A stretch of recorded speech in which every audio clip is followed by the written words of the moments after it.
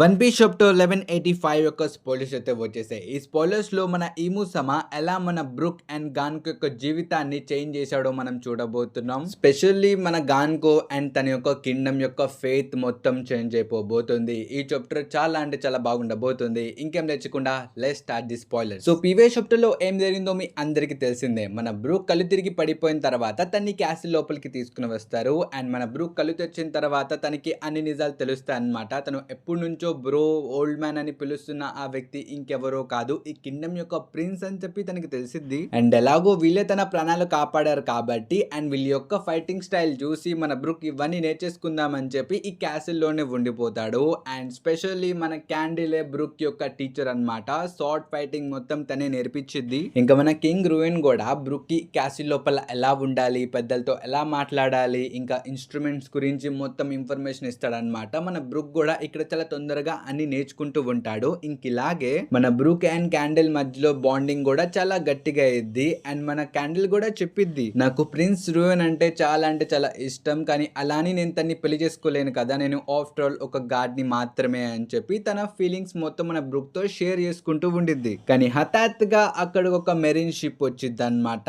అందులో నుంచి ఒక సెలెస్టియల్ డ్రాగన్ కిందకు వస్తాడు. ఇప్పుడు ఇక్కడికి ఎందుకు వచ్చాడు, దేనికోసం వచ్చాడో మనకు తెలీదు. ఈ స్పాయిలర్స్ లో మాత్రం అంతకేం మెన్షన్ చేయాల. బట్ ఇడు వచ్చిన వెంటనే మళ్ళీ తిరిగి వెళ్ళిపోతాడు అనమాట. అసలు ఇడు ఎందుకు వచ్చాడు, ఎందుకు వెళ్ళాడో మనకైతే ఇప్పుడు ప్రస్తుతం తెలీదు. మేబీ చెప్తే చాప్టర్ లో చెప్పొచ్చు. కానీ సెలెస్టియల్ డ్రాగన్ ఇక్కడ నుంచి వెళ్ళిపోయిన వెంటనే మన క్యాండిల్ కి సమ్ కైండ్ ఆఫ్ డిసీజ్ వచ్చింది అనమాట. ఫీవర్ అని మీరు అనుకోండి. చాలా రోజులు తను సిగ్గా ఉండిద్ది, కానీ మెల్లిమెల్లిగా తను కోలుకునిద్ది. దాంతో మన కింగ్ రూయిన్ కూడా చాలా ఆనందంగా కింగ్డమ్ మొత్తానికి అనౌన్స్ చేస్తాడు అనమాట. నేను క్యాండిల్ ని పెళ్లి చేసుకోబోతున్నానని చెప్పి లైక్ ప్రతి ఒక్కరికి అనౌన్స్ చేస్తాడు. కింగ్డమ్ మొత్తం చాలా హ్యాపీగా ఉండిద్ది ఎక్సెప్ట్ ఒక వ్యక్తి. ఆ వ్యక్తి ఎవరో మీ అందరికి చెప్పాల్సిన అవసరం లేదనుకుంటా, I hope so. So back to our present. దీని కొన్ని రోజుల తర్వాత ఈ కింగ్డమ్ మొత్తంలో ఒక మిస్టీరియస్ మిక్స్డ్ వచ్చేసిద్ది అనమాట. అంటే మొత్తం పొగ వచ్చేసిద్ది. సన్లైట్ కూడా అంతగేం ఉండదు. దాంతో ఎవరు సరిగ్గా లైక్ పనులు కూడా చేయలేకపోతారు. అందరూ చాలా విగ్ అయిపోతారు. If you guys don't no,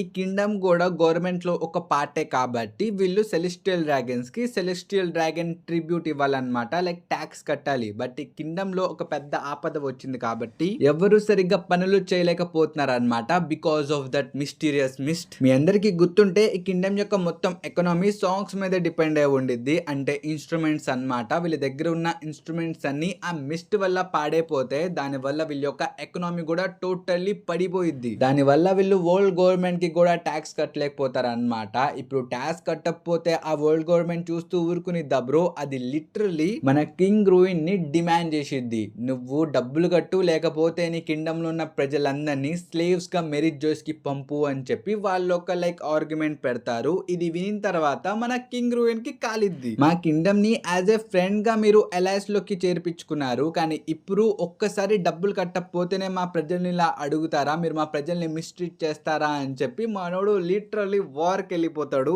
obviously కావాలని చెప్పి వెళ్ళరు, గవర్నమెంట్ వాళ్ళు రెచ్చగొడతారనమాట.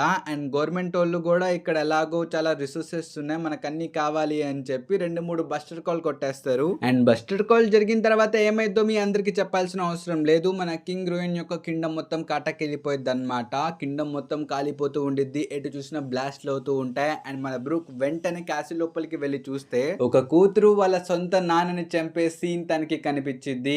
ఎస్ గైస్, మన ప్రిన్సెస్ షూరీ కింగ్ రూయిన్ ని పొడి చేసిద్ది అనమాట. అండ్ మన కింగ్ రూయిన్ కూడా చనిపోతాడు. ఇది మొత్తం ఎలా జరిగిందో తెలుసా? మన ఈము సమయ యొక్క డోమీ రివర్స్ వల్ల. ఇప్పుడు మన బ్రూక్ రాకముందు ఆ క్యాసిల్ లోపల మన ఈము సమ ఉందా, తనే స్వయంగా ఈ డోమీ రివర్స్ ఇక్కడికి వచ్చి ఉపయోగించిందా, లేకపోతే ఎవరి బాడీలోనే ఉండి ఉపయోగించిందా, ఇది మనకి ఇప్పుడే తెలీదు. కానీ మన కింగ్ రూయిన్ అలాగే ప్రిన్సెస్ షూరీ వీళ్ళిద్దరు కూడా డెవిల్ వింగ్స్ తో ఉన్నారనమాట. అంటే వీళ్ళిద్దరు కూడా డోమీ రివర్స్ లోనే ఉన్నారు. బట్ క్యాండిల్ ఇంకా బ్రతుకుందా చనిపోయిందా తన విషయం మాత్రం అన్నోన్ అనమాట. ఇక్కడ స్పాయిలర్స్ లో మాత్రం అంతగేం తన్ని మెన్షన్ చేయలేదు. ఇంకింతటితో ఈ స్పాయిలర్స్ వీడియో కూడా అయిపోయింది. అండ్ ఐ థింక్ ఈ ఇన్సిడెంట్ తర్వాతే మన బ్రూక్ ఒక పైరట్ లా మారిపోయి ఉంటాడు. అండ్ మన ప్రిన్సెస్ షూరీ కూడా వీళ్ళ ప్రజలు మొత్తం తరపు నుంచి వరల్డ్ గవర్నమెంట్ కి యాజ్ ఎ స్లేవ్ గా పనిచేయడానికి ఈము సమా యొక్క టర్మ్స్ ఒప్పుకొని లైక్ మెరిట్ జోస్ కి వెళ్ళిపోయి ఉండిద్ది. ఐ థింక్ ఇలాగే ఏదో జరుగుండుద్ది గైస్. సో దీని మీద మీ థిరీస్ ఏంటో కామెంట్స్ లో చెప్పడం మర్చిపోమాకండి. ఇంకా మన మెయిన్ చాప్టర్ వచ్చిన తర్వాత దీని గురించి డీటెయిల్ గా మాట్లాడుకుందాం. మాట్లాడుకుందాం. ఇంక వీడియో ఎంతవరకు మనకు కద్దాం నెక్స్ట్ వీడియోలో. Until then bye bye guys.